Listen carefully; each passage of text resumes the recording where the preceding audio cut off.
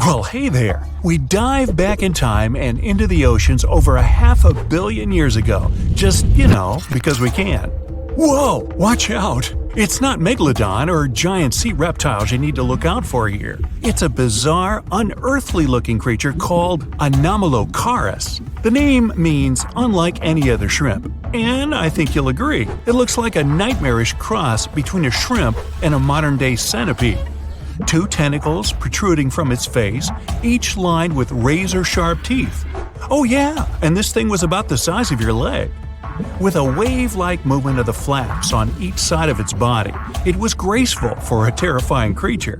It was also more advanced than any other life on this planet at the time. Especially those huge eyes. You have only one lens in each of yours. This giant shrimp had 16,000. That's 4 times more than a common housefly. And you know how good their vision is. Good enough to dodge that swatter every time. All this allowed Annie to become one of the first animals on this planet to feed on others. Yep, here it is. Earth's first hunter. Its favorite meal? Trilobites. Hey, try a bite. Those are the ancient ancestors of crabs. Some of their fossils have marks on them in the same shape as the monster shrimp's mouthparts. Terrors of the past like this got to be so giant thanks to more oxygen in the atmosphere. A perfect example of this, Meganeuropsis. Imagine a dragonfly. Now make it as big as a cat, and with a wingspan longer than your arm. Megan, the monster-sized dragonfly, could easily grab other insects or even small animals, and she ruled the air with quick movements. Back then, there were still no large birds or other airborne enemies for this behemoth bug, so it was safe and free to grow as large as this planet would allow. Piranhas of the past were also jumbo-sized. Mega piranha was about 3 times the size of the river terrors we have today. Its bite force was about the same as a tiger's, and those striped kitties bite down 2 times harder than lions. That means it probably not only dined on other fish and any land creatures that, got too close to the water, but it could also easily crunch down on large turtles and other unlucky shelled creatures. And fun fact, modern-day piranhas bark like dogs when they're about to enter a confrontation. It actually sounds more like a frog's ribbit. But makes you wonder, what did this mega-sized ancient cousin sound like? A bear roaring? How about giant sea scorpions the size of your bed? Go back about 460 million years, and you'd see them swimming under you. And watch out for that tail. Scientists still don't know if these creatures could use it to inject venom like your standard land scorpion, but something tells me I wouldn't want that thing anywhere near me. Then there's this guy, Therizinosaurus.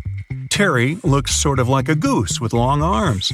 Oh, and did I mention this goose dino is about 2 stories tall and longer than a bus? Yow! Its arms make the T-Rexes look even more bite-sized, each 8 feet long, almost triple the length of T-Rexes. And on the end, razor-sharp claws the size of your whole arm. Now, don't worry about those lengthy claws too much, though. Terry probably used them to cut through giant termite nests. So, this huge reptilian goose was more interested in eating bugs and plants. Another mega monster for you, Megatherium. The giant ground sloth could look a giraffe straight in the eye and weighed as much as a hippo.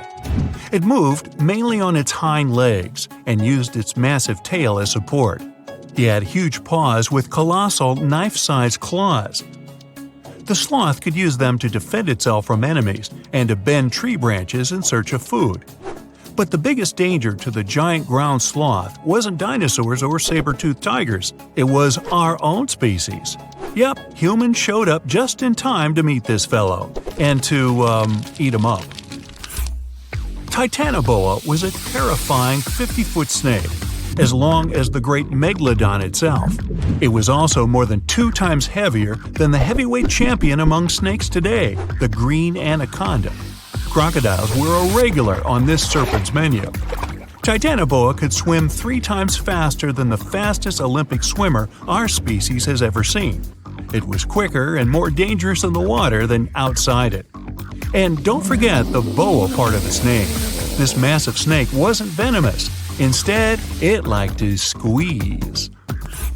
Remember that giant shrimp from earlier?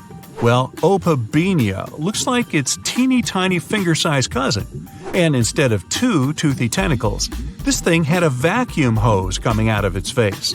On the end of that trunk, what looks like a single crab claw. Add 5 eyes and a mouth under its head, and you've got a recipe for something not of this planet. Only it is. This creature used its trunk like an elephant does. Its claw grabbed food from the bottom of the ocean and brought it up to its mouth. This thing is so weird-looking that, apparently, when the scientists who discovered it presented his findings to an audience, they all laughed as if he were joking. Now, a real-life monster, the Tully monster. From a distance, it looks a bit like Nessie, that long neck and teeth-lined jaws. But get closer, and you'll see it's more like a long nose with a mouth attached at the end, like a mosquito. Its eyes are further back, sticking out of tubes all snail-like. Tully was an ancient mollusk, about the size of your forearm. It probably dined on jellyfish and shrimp 300 million years ago. Thylacus smilus will put a smile on your face as long as you don't get too close. No, it's not a relative of the saber-toothed tiger. It was a marsupial, making it more related to a kangaroo than anything. And if you compare them to body size, its fangs were actually longer than a saber-toothed tiger's. And they grew continuously. As for that beard on its chin, that's actually all chin. The lower jawbone grew down to a point under the mouth. Those fangs were rooted to the skull, going way back to its eyes. When the mouth was closed, that bony beard protected the long, sharp teeth from breakage. Staganapolis, not to be confused with Minneapolis, might look like a big crocodile with a squished-in snout, but it was mostly harmless. Its small head and very few teeth meant the reptile didn't have much to work with when protecting itself. That's what all those armored scales were for, and no need for huge fangs or long rows of razor-sharp teeth when you're a plant eater. That beak-like tip on its nose allowed the stag to dig up plants. So, really, this reptile was more like a 10-foot scaly pig than a croc. Basilosaurus was a type of ancient whale that lived on our planet about 45 million years ago. Not quite as long as a blue whale, but this guy was still big enough to munch down on other whales and even sharks. Some people believe these monsters could still exist today. Eyewitnesses claim to have seen a giant sea dragon, and Basilosaurus fits the description. Plus, 90% of our oceans are unexplored. There's plenty of space to hide a sea monster. But scientists haven't found any fossils of this ancient whale younger than 3.7 million years. So, this myth is busted. Stegosaurus is one of the most recognizable dinosaurs that ever lived. It can easily be distinguished by those huge spikes on its tail and the bony plates on its back. It was twice as long as a giraffe and nearly 5 times heavier. But compared to its body size, it had the world's smallest brain. It was no larger than a dog's. Pelagornis had the largest wingspan of any bird ever discovered. It was twice the size of the largest bird today, the wandering albatross. Such huge wings made it hard for the bird to take off. It could only do so by jumping off cliffs. And when it finally spread its wings, this giant could only go about 40 miles per hour. The fastest bird today can reach speeds 5 times that.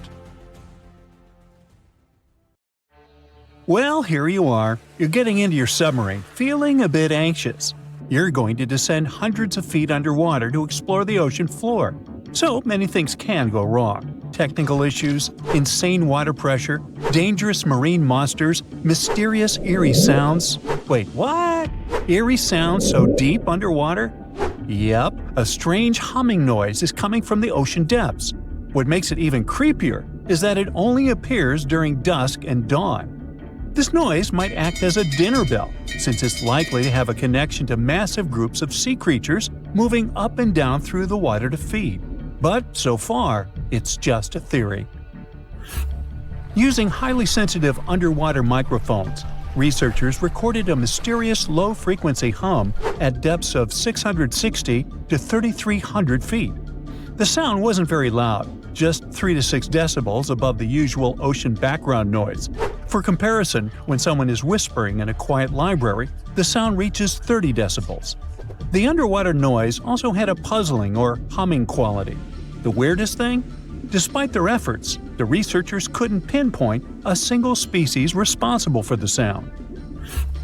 The noise originates in a region known as the twilight zone of the ocean. This region is dark and doesn't have many nutrients, with no sunlight for photosynthesis. Life here relies on organic debris falling from above, such as deceased organisms or waste material.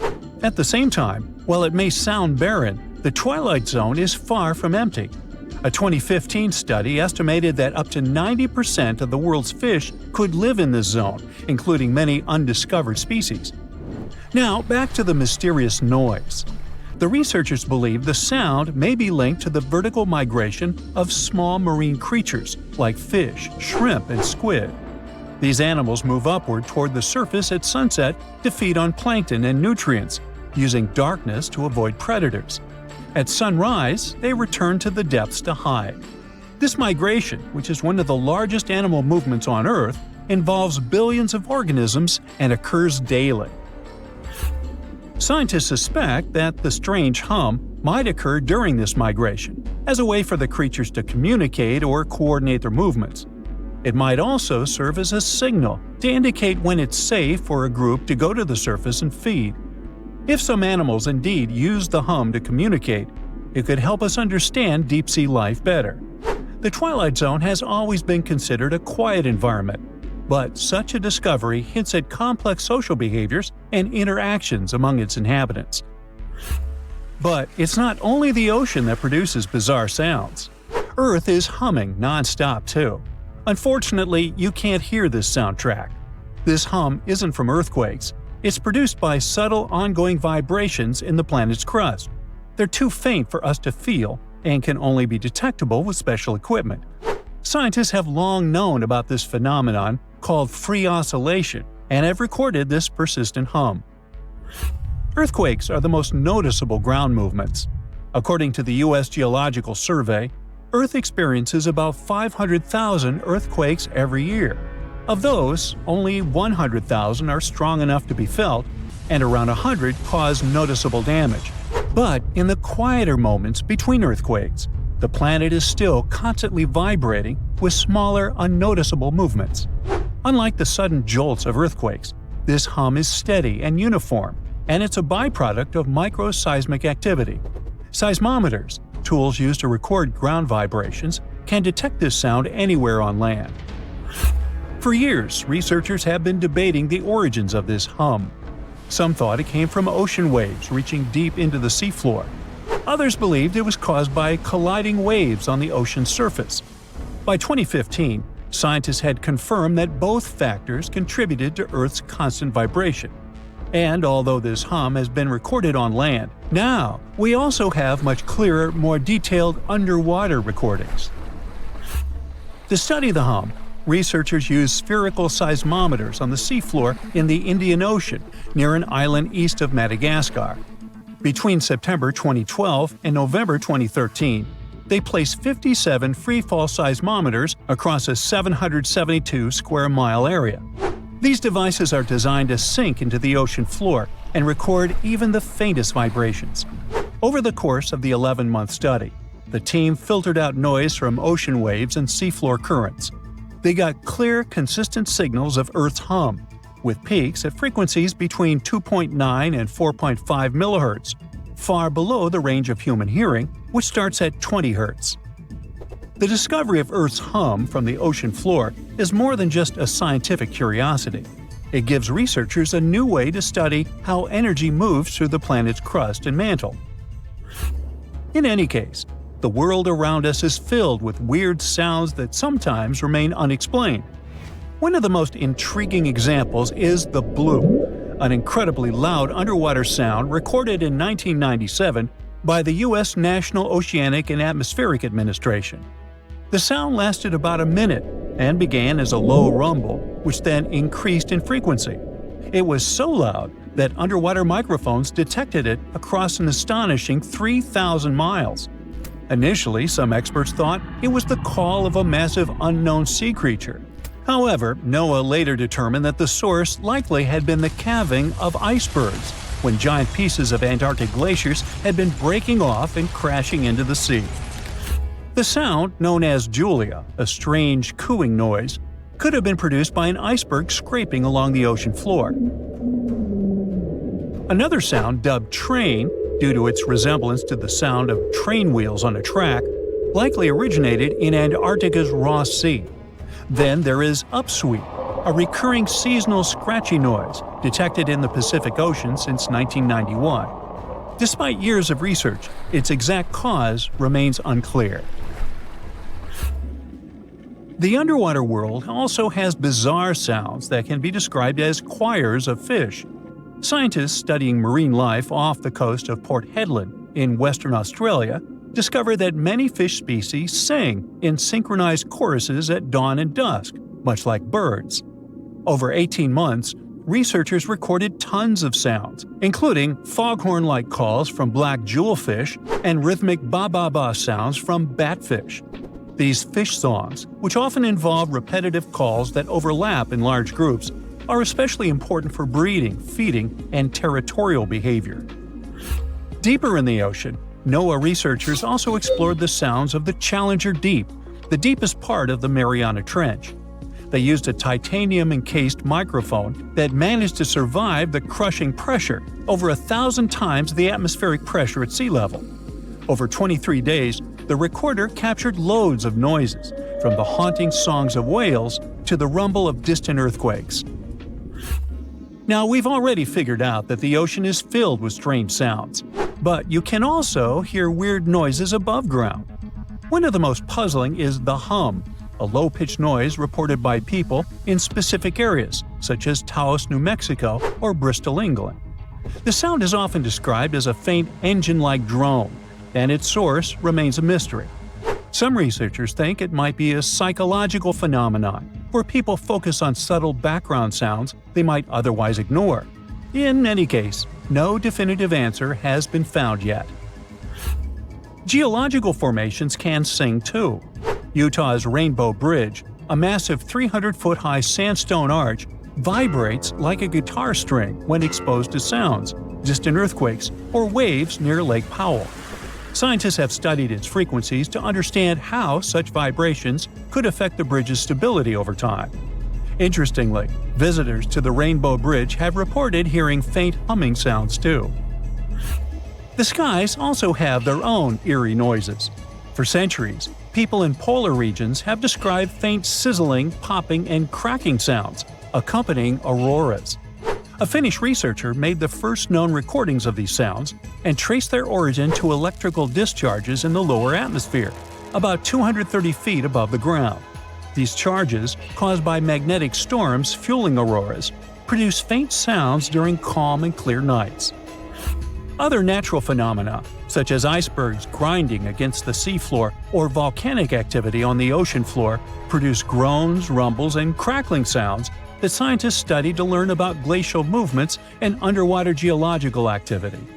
I myself produced many unusual sounds and rumbles, but, that's a subject for another video, or my next annual review. You know how they say it's better to just hand over your wallet if you run into a mugger? Instead of surrendering their wallets, sea cucumbers choose to spit out some of their insides to fend off predators like crabs and fish. It's a natural defense mechanism for them, and they quickly grow those organs back in just a few days, thanks to special cells inside their bodies. It's not the only weird thing sea cucumbers do. They can actually breathe through their rear end. They have this thing called a respiratory tree that connects to their backside and sits right next to their intestines. So when they suck in water from their behind, it goes into that respiratory tree, letting them absorb oxygen directly into their fluids. Plus, sea cucumbers are the janitors of the ocean. They munch on whatever gets stuck in the sand on the ocean floor. Once they've eaten, they manage to clean out the sand, leaving it nice and tidy after they do their business. As for the clean sand, The stunning white sand beaches in Hawaii are actually a product of parrotfish number 2. These fish munch on algae from rocks and dead corals, and while they're chomping away, they also grind up the leftover bits of coral in their bellies. When they're done, they move their bowels, and voila! It all comes out as beautiful sand. Not only do they play a vital role in keeping the coral reef ecosystem healthy, but they can churn out hundreds of pounds of this white sand every year. Marine animals are seriously impressive when it comes to holding their breath. Just look at sperm whales and elephant seals. They can stay underwater for a mind-blowing 2 hours. Then there's a Cuvier's beaked whale, which holds the crazy record at almost 4 hours underwater. When you compare that to the human record of 24 minutes and 37 seconds held by pro diver Budimir Shobut, it seems pretty insignificant. But what's the marine animal's secret that helps them excel humans this much? Unlike us, these sea creatures have a ton of hemoglobin and myoglobin in their blood and muscles, allowing them to store way more oxygen. When their oxygen runs low, myoglobin steps up and releases even more. Plus, they can tolerate higher levels of CO2, so they don't feel the need to breathe as quickly. There's even a study that found their myoglobin molecules have a unique charge that keeps them from sticking together, which boosts oxygen storage. And on top of all that, they can slow down their heart rate and restrict blood flow to hang out underwater even longer. Rumor has it that about 540 million years ago, a meteor loaded with frozen octopus eggs smashed into Earth. Sounds like a delirium, but some scientists are entertaining a very questionable idea that octopuses and their cephalopod buddies, like squids and cuttlefish, might actually have some extraterrestrial origins. The thing is, cephalopods have extraordinary DNA that doesn't look like any other DNA on our planet. They've got around 33,000 protein-coding genes in their genome, which is way more than what we humans have. A recent study suggests that their evolutionary story shows some odd traits that might hint at a connection to space, like they could be from some super far-off past, or even the future.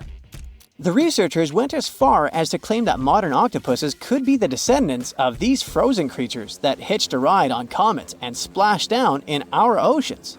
And why octopuses? Well, they really stand out in the animal kingdom.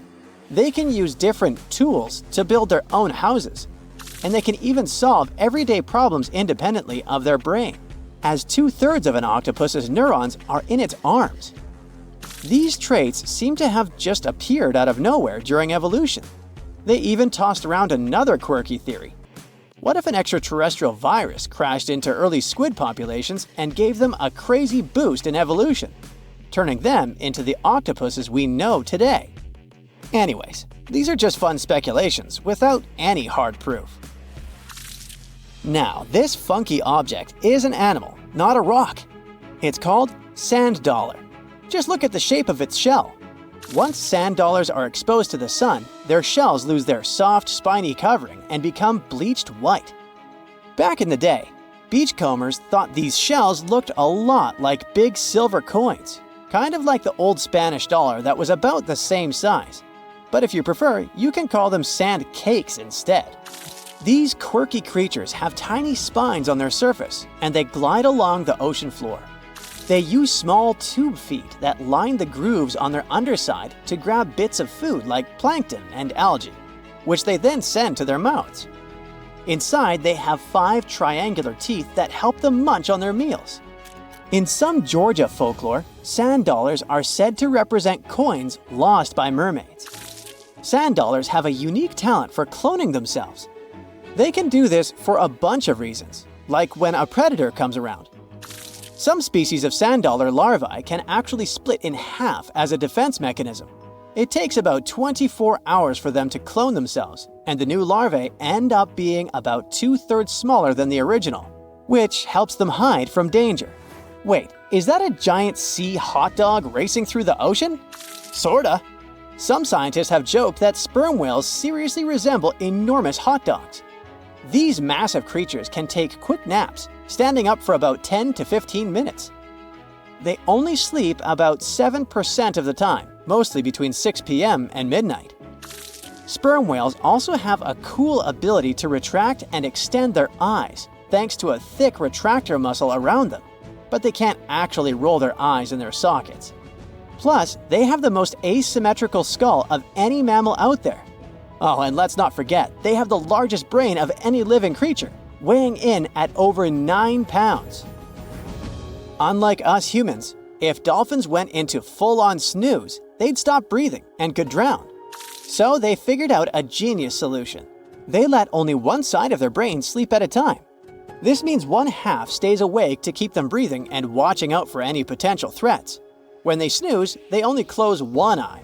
If their right brain is resting, their left eye is shut, and vice versa. This unique sleep style is called unihemispheric sleep, and it lets them recharge without ever fully losing awareness. On top of that, dolphins might be using corals and sponges like their own little pharmacies. Scientists have seen them rubbing their bodies against specific types of coral and sponges, suggesting they might be treating skin issues. They've even spotted dolphins lining up to take turns at these spots, using corals like Gorgonian coral Rumphella aggregata, leather coral, and some sponges.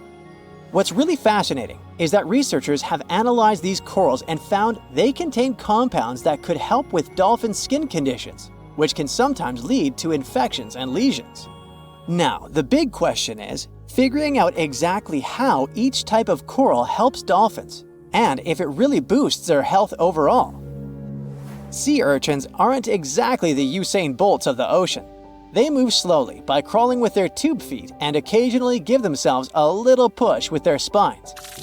These little guys have just 5 teeth, which they use like a beak to scrape algae off rocks, which I'm pretty sure is the ocean's version of an all-you-can-eat buffet. But since all that scraping wears their teeth down, they're in a never-ending dental replacement program. Scallops are the underwater equivalent of the world's most confused security cameras, sporting up to 200 tiny eyes on their shells. These eyes are high-tech. They can even adjust their pupils to light. Instead of working like ours, scallop eyes have a unique setup. Light goes through a pupil, lens, 2 retinas, and then hits a mirror made of guanine crystals that reflects it back. Scientists were puzzled about how they see since their main retina often gets blurry light. But it turns out, scallops can change their pupil size by about 50%. Just don't expect them to do it in a hurry, as it takes a few minutes. Now here's something really neat about orcas. They're expert hunters, and they do it in groups called pods. A pod can consist of up to 40 orcas, forming a very effective hunting team. Interestingly, there are distinct types of pods: resident and transient. Resident pods are more into fish, while transient pods have a taste for marine mammals. But no matter what type of pod they belong to, all orcas have one thing in common: they are master collaborators. They work together using smart hunting techniques that are often compared to the teamwork of wolf packs. Almost 95% of jellyfish's body is made of water. For comparison, the human body is 60% water. It's probably not a surprise since jellyfish don't have a heart, blood, eyes, or brain. The other 5% of their body weight is proteins, muscles, and nerve cells. Jellyfish have been around for more than 500 million years. This makes them older than dinosaurs. These creatures haven't changed much, and today's jellyfish are pretty much like their ancestors. Electric eels have small eyes that are not so effective in environments with no light, so they mostly rely on their electric organs. Those consist of 6,000 cells. Eels use them to stow power, similar to batteries. These creatures use electricity like bats use their radars or dolphins their sonar. An eel can also produce enough electricity to power a panel of light bulbs. There's a small tropical archer fish that can learn to recognize human faces. This fish has an interesting ability to spit small jets of water from its mouth. Researchers showed the fish the image of 2 different faces placed side by side.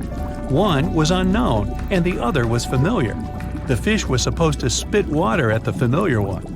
The creature took the right guess more than 80% of the time. There's such a thing as a sea unicorn. That's an animal called the narwhal. Its horn is actually a tooth that can grow up to 10 feet long. Manatees, also known as sea cows, are distant relatives of elephants. Their weight can go up to 1,000 pounds. These creatures are vegetarian and need to eat around 10% of their total weight on a daily basis. That's lots of sea salad. In some cases, manatees share space with alligators, but they get along pretty well. You can even find a photo from Florida where an alligator rides a manatee's back. Frogfish have special fins that help these creatures walk along the sand. They're very useful in shallow waters. A ghost pipefish is hard to see, but once you spot it, you're bound to get really surprised. Its head makes up over 40% of its body. Crabs don't feel like wasting time on such formalities as putting foods in their mouth. That's why they taste it with their feet, which is where their taste buds are. Marine iguanas are the only lizards on our planet that like spending time in the ocean, even though they mainly live on land. They're herbivores that feed in shallow waters and swim like snakes. Iguanas use their long claws to hold onto the bottom when they need to graze. Green turtles can cross over 1,400 miles when migrating. They try to find the perfect spot to lay their eggs. Penguins sort of fly when they're underwater, reaching a speed of 25 miles per hour. More than 5 million years ago, I've heard, I wasn't around then, deep-sea worms and humans had a common ancestor. So we still share 70% of our genes with these creatures, and with sea stars, squid, and octopuses. Now, octopuses are in fact incredibly old. The oldest known fossil belongs to an animal that lived almost 300 million years ago. FYI, this is before our dinosaur buddies roamed the Earth. Wait, there's more! Octopus arms have a mind of their own. That's because 2/3 of their neurons lie in their arms, not in their heads. This means that their arms can problem solve how to open a shellfish, while their owner is worried about other stuff entirely. Talk about ninja-level multitasking. Oh, and like other animals, such as chimpanzees and dolphins, octopuses have proven to be good at maneuvering tools, like picking up old shells and using them as a temporary home.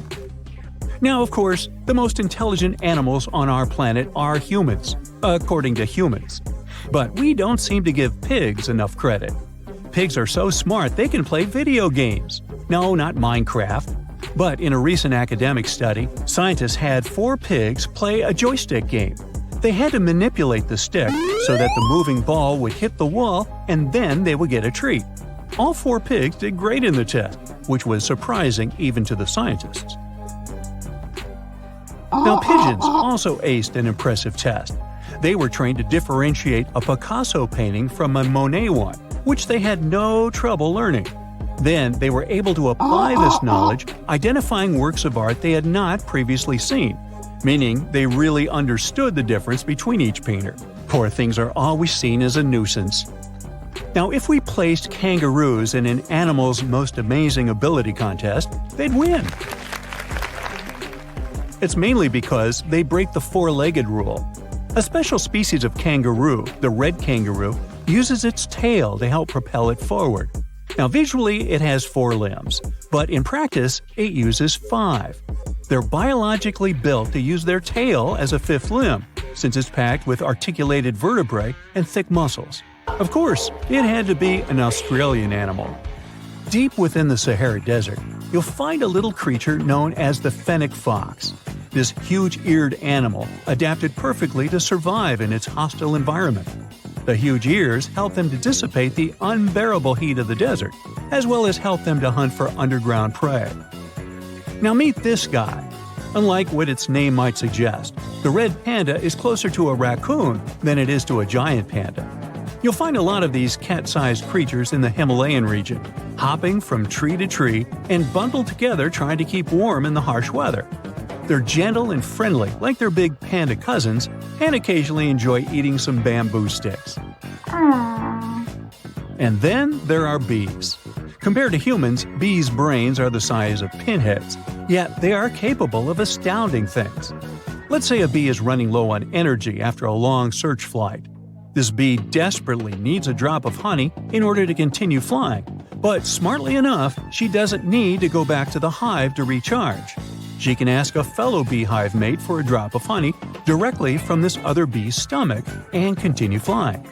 This type of decentralized system allows them to build highly effective societies, one that bees don't need to push the queues in front of the honey cells, for example. Every year in the winter, great white sharks that live along the California coastline disappear. It feels as if they take a vacation for 30 to 40 days. The animals go to a point halfway between Hawaii and Mexico. They might do it to get some food, relax, or hang out with their buddies from other areas. The spot is now called the Whale Shark Cafe. Some types of sharks, like makos, whale sharks, or white sharks, breathe in a very specific way. It requires them to swim all the time. They also need to move quickly and with their mouth open. This way, the oxygen can enter and reach their gills. Sea sponges are some of the most primitive animals. They're immobile, don't have a mouth, eyes, bones, brain, heart, lungs, or any other organ whatsoever. And still, they're alive. There's such a thing as a sea unicorn. That's an animal called the narwhal. Its horn is actually a tooth that can grow up to 10 feet long. Manatees, also known as sea cows, are distant relatives of elephants. Their weight can go up to 1,000 pounds. These creatures are vegetarian and need to eat around 10% of their total weight on a daily basis. That's lots of sea salad. In some cases, manatees share space with alligators, but they get along pretty well. You can even find a photo from Florida where an alligator rides a manatee's back. Frogfish have special fins that help these creatures walk along the sand. They're very useful in shallow waters. A ghost pipefish is hard to see, but once you spot it, you're bound to get really surprised. Its head makes up over 40% of its body. Crabs don't feel like wasting time on such formalities as putting foods in their mouth. That's why they taste it with their feet, which is where their taste buds are. Marine iguanas are the only lizards on our planet that like spending time in the ocean, even though they mainly live on land. They're herbivores that feed in shallow waters and swim like snakes. There's something known as the orange cat behavior, and apparently it's not just a meme. So far, scientists have been able to understand that coat color is connected to a feline's gender. And since orange is an X chromosome, orange cats are usually males, like Garfield. The so-called orange cat behavior describes ginger cats as agents of chaos. Again, pretty much like Garfield. However, there haven't been any conclusive studies on whether coat color and cat behavior are truly linked. In terms of vision, mantis shrimps probably have the most psychedelic vision out of all animals. These funny-looking creatures have a whopping 16 varieties of photoreceptors, with 5 of them reserved for the ultraviolet or UV spectrum. Ultraviolet rays are really short wavelengths, which are invisible to humans. The thing science still doesn't understand is how exactly these mantis shrimp view the world around them. Sure, they can perceive a bunch of colors, but they can't necessarily distinguish all of these colors among themselves. It can be that they just see a lot of really vivid, really blurry colors, but we haven't figured out a way to check that out. Now, to say sloths are cute is an understatement. They may be one of the friendliest animals in the jungle, but there's more. If you look closely at their fur coat, you'll notice hints of green. These greeneries are actually tiny little algae that grow alongside sloths. They help sloths to camouflage better in the jungle, but they also nurture them. The little cracks inside a sloth's fur create the perfect environment for algae reproduction, and scientists have found species of algae that don't exist anywhere else in the world. They do get by with a little help from their friends. Deep within the Sahara Desert, you'll find a little creature known as the fennec fox. This huge-eared animal adapted perfectly to survive in its hostile environment. The huge ears help them to dissipate the unbearable heat of the desert, as well as help them to hunt for underground prey.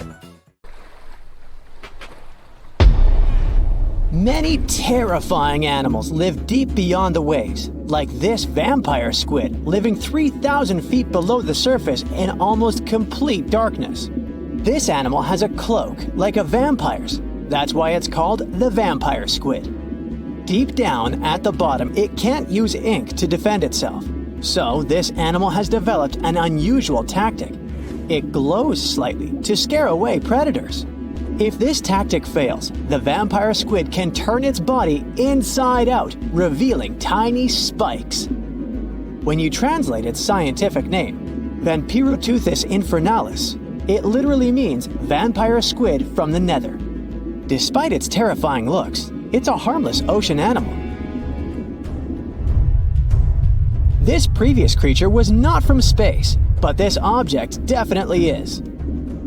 Before Elon Musk found a way to reuse rockets, NASA would simply drop old ones after launching astronauts into space, most of the time in the ocean or deserts.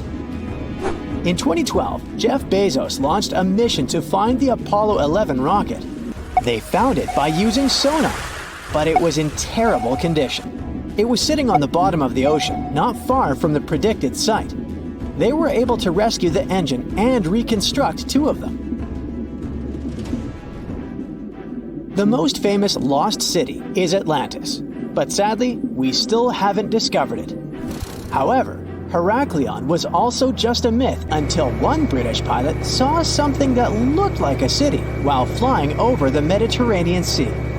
He reported it, and 60 years later, a group of divers went there. They were shocked when they found an entire city underwater. It was loaded with artifacts that could tell us a lot about the history of the place. Now it's one of the best underwater archaeological sites in the world. It's believed that the rising sea caused the whole city to go underwater. The Titanic sank in 1912. The wreck was claimed to be officially discovered 74 years later. In reality, though, a fisherman found the Titanic 8 years earlier while fishing in the Atlantic Ocean.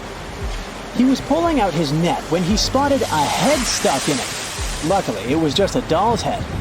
Years later, after the fisher had passed away, his son sold the doll to a doll collector. She did a lot of digging and research on every person who had a porcelain toy on the Titanic. She found the owner of the doll. Ava Hart was on the Titanic and had a doll with her. Ava survived the catastrophe by a miracle, but her toy didn't. Hart even wrote about the doll in her journal, and every detail matched the toy found by the fisherman. The tripod fish lives deep in the abyssal zone, around 20,000 feet below the surface. It's adapted to such immense depths and uses its tripod fins to stay still on the bottom. This creature doesn't have big eyes, but even if it did, these eyes would be useless in the darkness. Instead, the tripod fish uses its fins like antennas to detect any movement in the water. This creature doesn't have much luck when it comes to its love life, so it had to develop unique tactics to reproduce. One fish can be both male and female. The next bizarre creature is the lizardfish. It has tons of razor-sharp teeth, a huge mouth, and really big eyes, which it uses for hunting. All this makes the animal look freaky. The lizardfish lives at depths of around 11,000 feet in the midnight zone, where there is zero light. This freak of nature basically eats everything it can fit inside its mouth, from small fish to other lizardfish. On the other hand, when they see other reptile fish, they probably fall in love instead, because finding mates at those depths is not an easy task.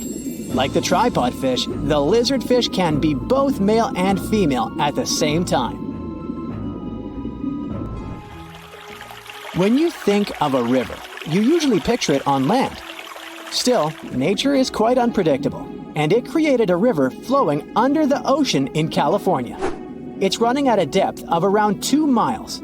This river has everything that an ordinary river has: sunken logs, trees, and rocks. And despite its uniqueness, it's not the only one in the world. There are also others in the Amazon and Greenland. A terrifying creature was discovered near Angola's coast by a remote operating vehicle. It looks like it doesn't have a head or a body. It was sitting at a depth of around 4,350 feet below the surface. After doing research, scientists concluded it wasn't anything from a sci-fi movie, it was just a cluster of siphonophores stuck together. In 2015, some random guy was diving in Caesarea, and something shiny caught his eye. He reached out, grabbed it, and realized it was a gold coin. After that, he examined the bottom and found out that there were many more. He reported the incident to the local authorities, and they concluded that he had found Arabic treasure. The coins were made of solid 24-karat gold and were a few thousand years old, but due to the perfect salinity and temperature, they looked brand new. The coins belonged to a ship carrying cargo. It was caught up in a storm and unfortunately sank. One of the weirdest things ever discovered was found in the Baltic Sea. It's an anomaly that looks as if it was created by a different civilization. It was discovered by Swedish researchers, and they basically had no idea what it was. They had to ask tons of other scientists for their opinions. When you look at this formation from above, it's 200 feet long and looks exactly like a fallen spaceship. It's hard to believe that it's a natural formation, but spoiler alert, it's totally made by nature because the Baltic Sea has gone through many erosions throughout history. Most likely, the bizarre formation is the result of these processes. A group of divers in Madagascar were shocked when they found this 7-foot monstrosity of a knife on the seafloor. The speculation started immediately, and many said that the knife was from some giants that had fought megalodons and lived on Earth thousands and thousands of years ago. That could make a nice story, but the knife is most likely a movie prop that was lost at sea. One of the ocean's most bizarre animals is the frilled shark. It's believed that this fish is the reason for all those sea serpent stories that sea explorers of the past wrote about. These animals live pretty deep in the ocean, but sometimes they can be seen in shallow waters. It's super rare, but possible. The frilled shark has a big mouth sporting around 300 teeth. It also has a long body that looks like a lizard's, and it is truly a unique species of shark. Its prey can be half of its size because this shark's stomach is like that of a snake, and it can swallow huge fish or crustaceans. Spotting a few worms in your garden is no big deal, but after seeing a 26-foot long one in the ocean, you will make your wetsuit a little wetter. This worm is super rare, and it's completely harmless to humans. It's actually not a giant worm. It's a cluster of zooids that are stuck together in a worm-shaped formation. They usually only eat plankton, bacteria, and other tiny things that can be found in the ocean. Probably the scariest thing in the ocean that is 100% real is the magna pinna, which can be found at crazy depths of 20,000 feet below the surface. This monster looks like an underwater Slender Man, but it's just a squid with really long tentacles that can reach a terrifying size of 8 feet. This guy has only been seen a few times, and basically, we don't know much about this creature so far. Wow, look at this cute little cookie cutter. At first glance, it looks like an oversized anchovy, but in reality, it's an undersized shark. This shark never grows bigger than 18 to 20 inches, but it doesn't make it less dangerous than its peers. They got their sweet cookie name because they have a unique feeding strategy. They bite off small chunks from much larger animals and get away with it. These little guys live deep down in the water column, making them quite mysterious and hard to study. We don't know exactly where they hang out, but they've been spotted all over the world, especially in tropical and temperate areas. The cookie cutter shark is a total parasite. It feeds off larger animals while keeping them alive. It uses its sharp upper teeth to latch onto the skin of bigger sharks, fish, or even marine mammals. Then, with its strong lower teeth, it scoops out a mouth-sized chunk of flesh or blubber. Ow! So watch out, because even big predators like bluefin tuna, great white sharks, and spinner dolphins can end up with scars from these little sharks. Now, there's one crazy story about a cookie cutter shark biting a person. Picture this: a long-distance athlete swimming between islands in Hawaii at night. surrounded by boats with bright lights attracting prey. Yep, that swimmer got a nasty bite on the calf, leaving a gnarly scar, but luckily no permanent damage. Lesson learned: don't mess with cookie-cutter sharks during their feeding frenzy. To hunt like this, they have a well-equipped mouth. The mouth itself is like a short line that goes across, surrounded by these big fleshy lips that can suck stuff up. It's got a bunch of tooth rows in its jaws, like 30 to 37 in the top and 25 to 31 in the bottom, and they increase as it gets bigger. The upper teeth are small and narrow, standing up straight with a single smooth, pointy bit. The lower teeth, on the other hand, are way bigger and wider, almost like knives, and they interlock to make a saw-like cutting edge. Just like any other shark, cookie cutters lose their teeth throughout their lives. But here's where they're different: they swallow their lost teeth. Some scientists think they do this because they live in nutrient-poor deep waters and want to recycle important tooth-building materials, like calcium. That's a brand new approach to diet supplements, huh? Since they feed closer to the surface at night and deeper during the day, they're almost always in the dark. So, this sneaky little shark has these special light-producing organs called photophores that are strategically placed on its belly. These photophores help it blend in with the light coming from above, kind of like camouflage. It's a classic move in the bioluminescent world. The cookie-cutter shark also has this cool, non-glowing collar around its throat. Some scientists think this collar acts like a fancy lure, making it look like a tasty little fish from below. Imagine how irresistible that would be to a whole gang of hungry sharks. It's like a dinner invitation they can't refuse. In the past 30 years, scientists have made an incredible discovery of a new creature living deep beneath the surface of the ocean, and the name of the creature is the harp sponge. Now, if you're wondering why it took so long to come across this animal, then I might have the answer. These creatures typically hang out at a depth of roughly 11,100 feet beneath the ocean's waves. This sponge species was first discovered off the coast of California thanks to a robot that was sturdy enough to explore those crazy depths the ocean has to offer. This is no doubt an area of the planet where even the most benign-looking creatures can be potentially dangerous. But even scientists were surprised to find that this creature was more than just a sponge. Now, this might seem obvious, but the harp sponge got its name because its basic structure, referred to as a vein, is the same shape as a harp. Each vein is made up of a horizontal branch supporting several parallel vertical branches. But don't let the harp sponge's fanciful and amusing appearance or its non-intimidating name fool you. Yeah, the harp sponge is very much a deep-sea hunter. It has a unique ability to capture and envelop small animals using its rhizoids, short, thin fibers. With their help, the harp sponge clings on to the soft, muddy bottom and catches tiny creatures that get swept into its branches by deep-sea currents. Uh-oh. Other sponge creatures often feed by pulling bacteria and bits of organic matter from the seawater and filtering them through their bodies. But not our harp sponge.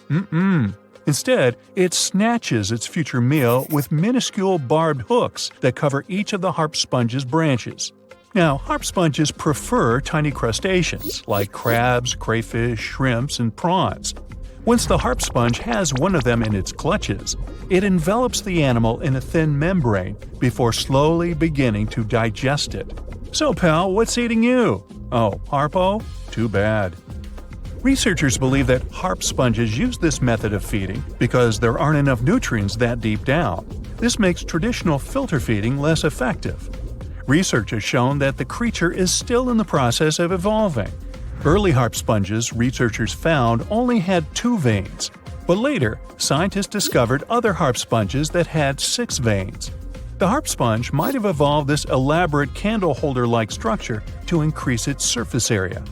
In general, harp sponges typically grow up to a length of 1 foot, but researchers have seen a creature that was 2 feet in length.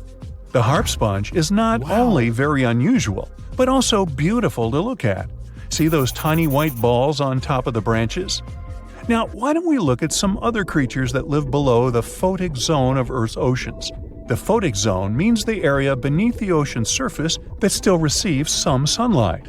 Thanks to this, there are loads of different creatures and organisms living there. Any animal living beyond this layer qualifies as a deep-sea creature. The Tomopterus worm is a segmented worm you can find in the twilight zone of the ocean. This is the area that lies between 650 and 3,300 feet beneath the surface.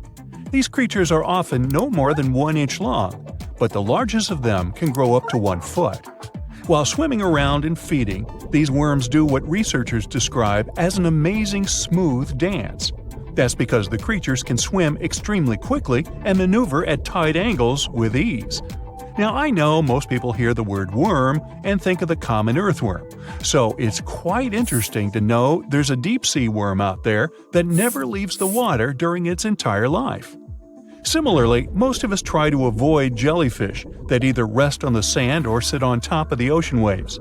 This isn't the case with a crocodile jelly. That's a deep-sea creature too.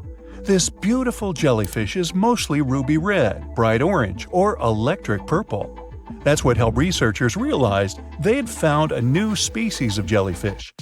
The creature grows to a maximum size of 1 inch across. It has tentacles that stretch out in every direction. Now, if you come close to this jellyfish, it'll pull all these tentacles in toward its body before rapidly swimming away to avoid danger.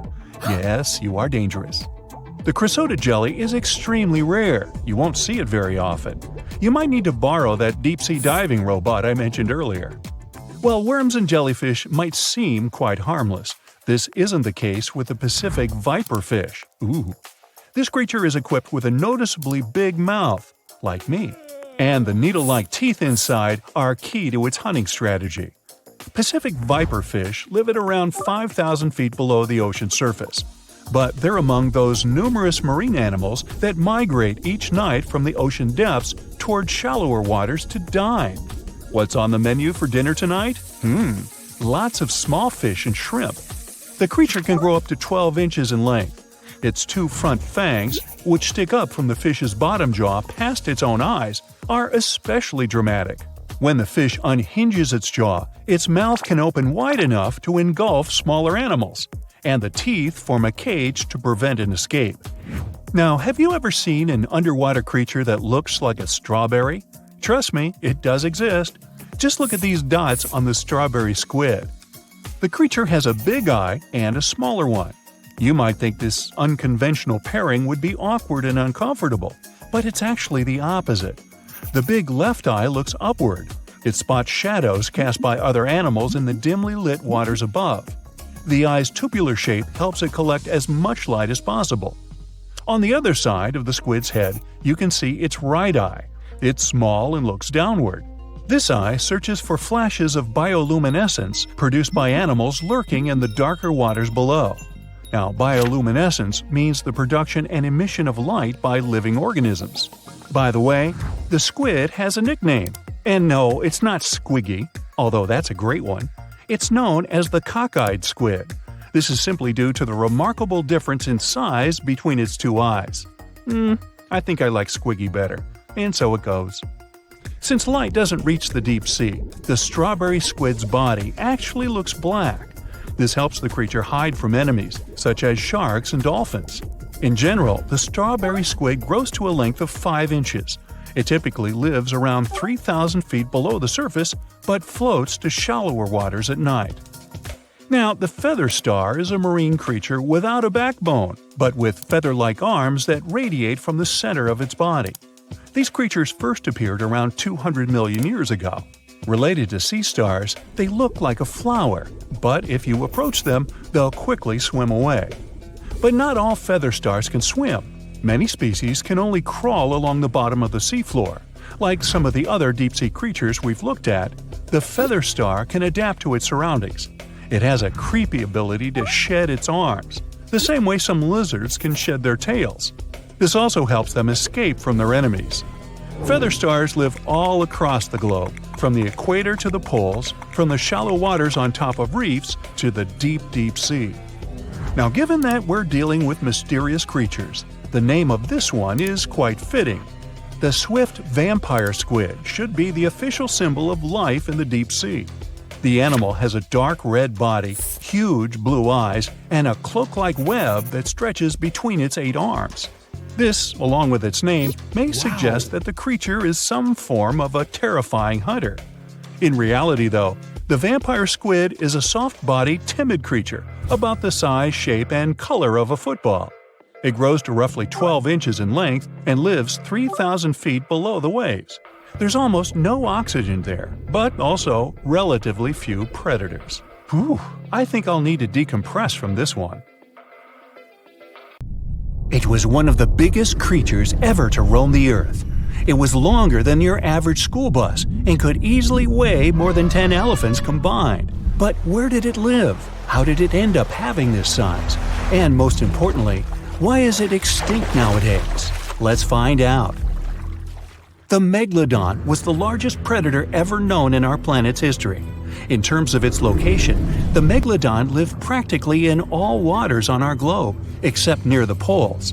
The reason why there were no Megalodon teeth found in Antarctica is probably that the gigantic creature adapted to only warm tropical and subtropical waters. The younger ones liked to keep to the shores, while full-grown adults preferred coastal areas, but they could easily move into the open ocean as well. How do we know the Megalodon was so widely spread? We can only presume, based on the fact that they discovered the most northern fossils off the coast of Denmark and the most southern in New Zealand. The discussion of how the Megalodon got this size is still open in the scientific community. They recently found out that not all the specimens from this fascinating species reach the same huge size. This has to do with a little something called the Bergmann's rule, which says that the temperature of the surrounding environment affects the animal's body size because they either need to conserve or shed heat. The megalodons that reach cooler waters probably needed more body weight to make sure they survived in low temperatures. On the contrary, those living in warmer waters had to be smaller to avoid burning up. But what did this enormous fish look like? Most modern depictions show the megalodon resembling an enormous great white shark. But well, it seems it may not necessarily be correct. The megalodon likely had a much shorter nose and a flatter jaw that looked almost squashed when compared with a great white shark.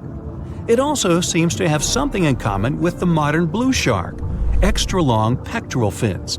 They needed these to support their weight and size while navigating the planet's waters. Lastly, the lady megalodons, seem to have been about twice as large as the gentlemen. As for their offspring, even a small megalodon was enormous, at least 6.5 feet from nose to tail. How do we know that? Because specialists have stumbled upon megalodon nursery habitats in Panama, Maryland, the Canary Islands, and Florida. Even the piles of used diapers were enormous.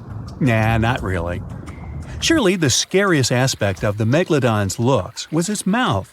I mean, think about it. Megalodon had whales for dinner, so it obviously needed to open its mouth wide enough.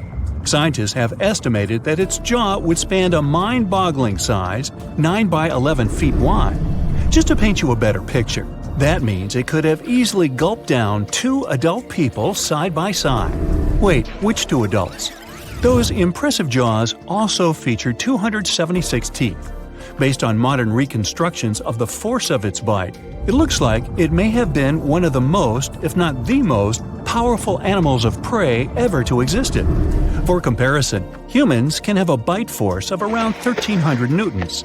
Today, great white sharks have been estimated to be able to bite down with a force of over 18,000 newtons. The megalodon tops all the records, with an estimated power of bite up to 10 times greater than that. It could basically crush a car with very little effort. Its teeth were also pretty amazing. Similar to sharks, the megalodon was fast in replacing its broken or worn teeth. With 4 or 5 rows of teeth in its mouth, it basically acted like a conveyor belt, growing back damaged or missing teeth within about 48 hours. This means that an adult megalodon probably would have grown several thousand teeth throughout its lifetime. It was nice of them to do that, though, since it's probably one of the reasons why megalodon teeth are so common in fossil records, and we're able to study them properly. To maintain its impressive physique, the megalodon had to eat somewhere around 2,500 pounds of food per day. Can't wrap your head around that? Well, it was the equivalent of 1¼ cows per day to survive. It's like if you had to eat 3,300 cans of tuna every day. I've used the word megalodon a lot, but have I mentioned where it comes from? When translated from Greek, it means giant tooth. Ah, those clever Greeks. However, this giant shark's full scientific name is a bit more complicated: Carcharocles megalodon. But are these gigantic predators actually extinct? We tend to believe so, but let's be honest for a second. We've come to know more about the surface of Mars than the depths of our oceans. Like, we've only explored 15% of our oceans altogether.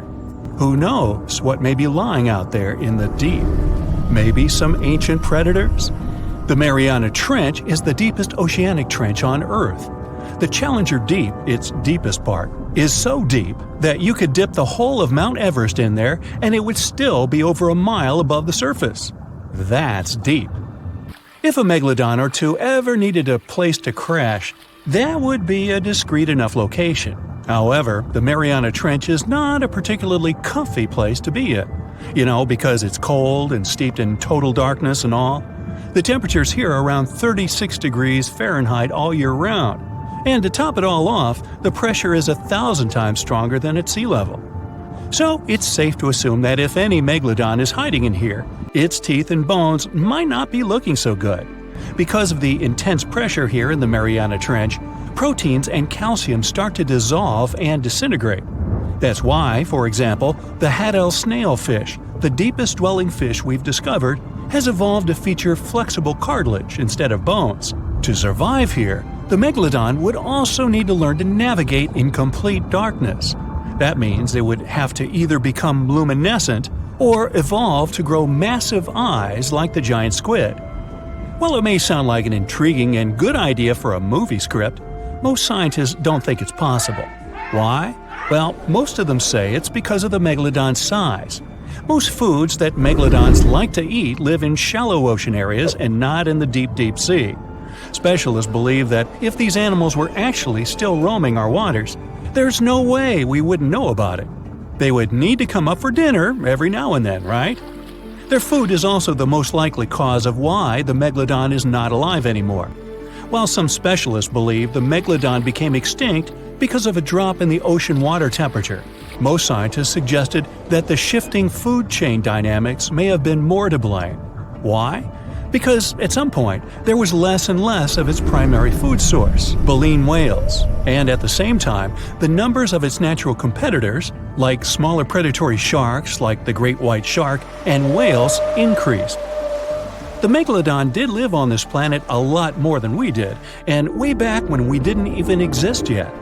They were here for nearly 70 times longer than we, modern humans, have, inhabiting the oceans for around 20 million years.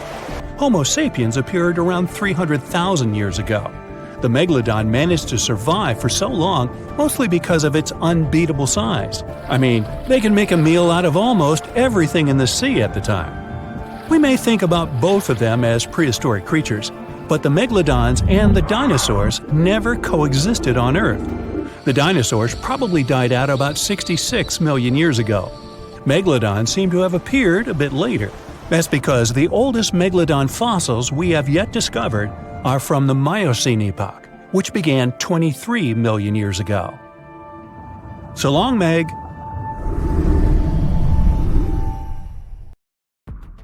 What's the scariest predator under the ocean?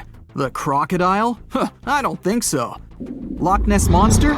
Please, it never existed. How about the chronosaurus? Well, it is extinct, but you might be onto something. Let's take a look at what it'd be like if these creatures were still around today. First things first, what on earth was it? The chronosaurus was a marine carnivore that lived in the cool, high-latitude Eromanga Sea. It covered vast areas of inland Australia between 90 and 120 million years ago, during the early Cretaceous period.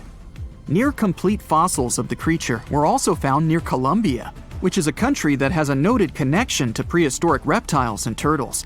This fact makes it extremely possible that the monster I'm about to describe existed worldwide. You might have heard saurus and thought, oh, it's a dinosaur. But these were actually reptiles. They were the largest member of the Plesiosauridae family, referred to as plesiosaurs. Fossil evidence suggests they weighed over 20,000 pounds and were roughly 30 feet in length.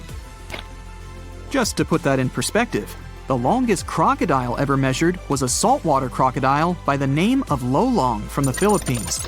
It was 20 feet in length and weighed just under 2,500 pounds.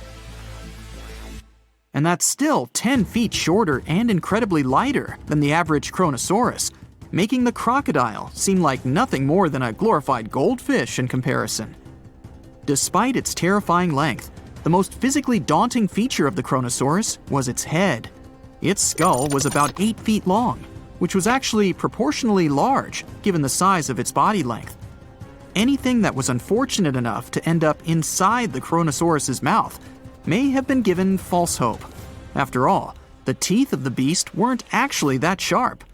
On second thought, I take that back. I wouldn't feel confident around a toothless snake, let alone being inside the mouth of this monster.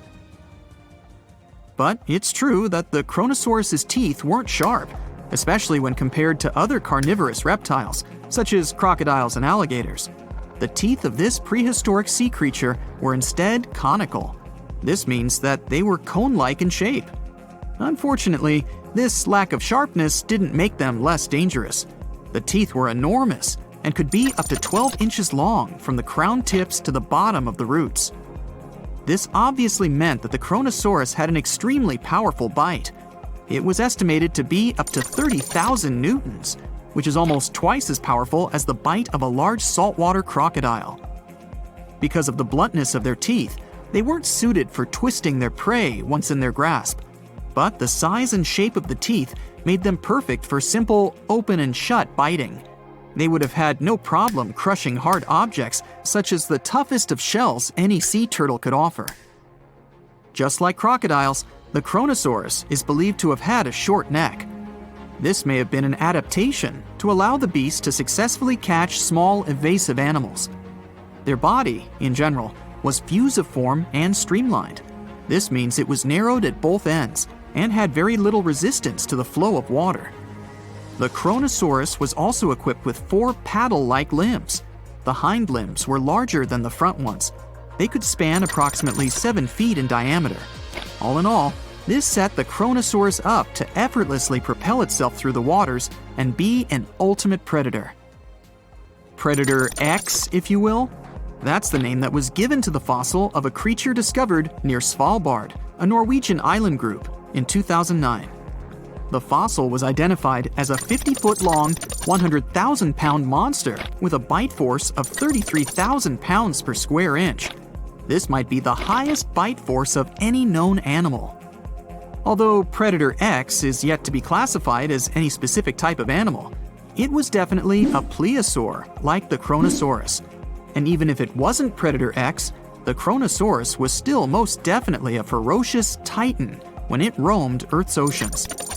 The Chronosaurus actually got its name from the Greek mythological figure of Cronus, the father of Zeus. Cronus was viewed as a titan from a generation of super powerful beings. So what was it that the Chronosaurus, this terrifying monster, actually feasted on to satisfy its appetite? This creature was known to eat sea turtles, squid, and other larger marine reptiles of that time, such as elasmosaurids and ichthyosaurs.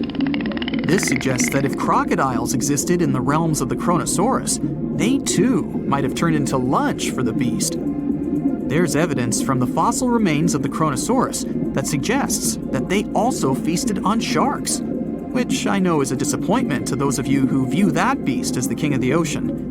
Not when the Chronosaurus was around, my friend. In any case, grounding all kinds of food into small pieces to help digest them would have been difficult without small teeth. This explains the presence of rounded stones found in many of the remains of these sea creatures. Researchers believe these stones may have been swallowed to control buoyancy or to help process food. It's also entirely possible they were accidentally swallowed while feeding on other animals from the seafloor.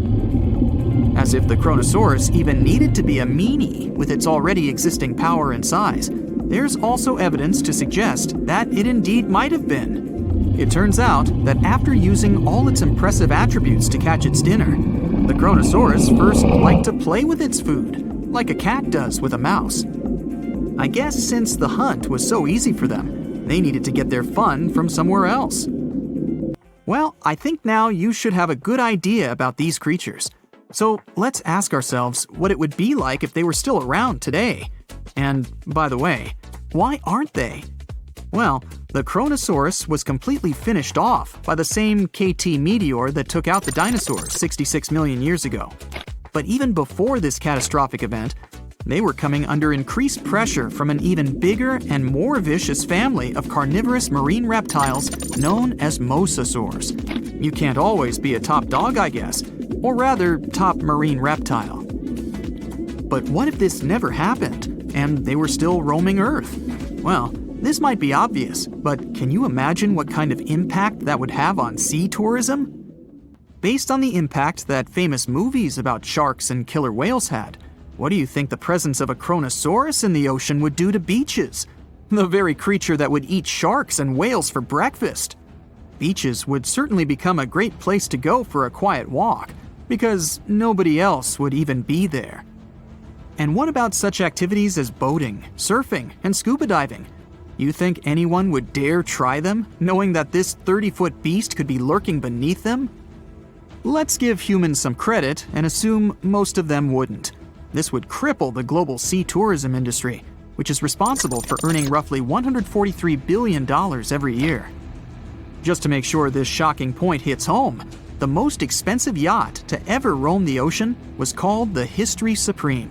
Its master bedroom was believed to have a statue made of T-Rex's bone and a wall made of meteorite rocks, as well as a 24-karat gold panoramic wall aquarium.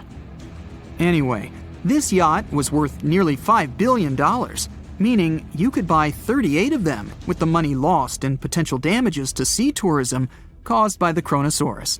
I'm sure that the yacht's owner was happy the beast never made an appearance in their luxurious aquarium. So luxurious, in fact, that some people believe the History Supreme, reportedly owned by some business genius from Malaysia, never even existed. Rumor has it that it was simply an elaborate hoax fabricated by the supposed designer. Anyway, I don't think the trouble would just stop there. People could actually be in serious danger, regardless of being near the ocean or not. No, I'm not about to tell you that this thing would grow legs, adapt to living on land, and start picking us off one by one. At least, I hope not. I'm just going to point out the damage that the Chronosaurus would inflict through its devastating impact on sea trade. In America, ocean transit accounts for 76% of national trade. On top of this, more than 100 vital pharmaceutical products originate in the sea.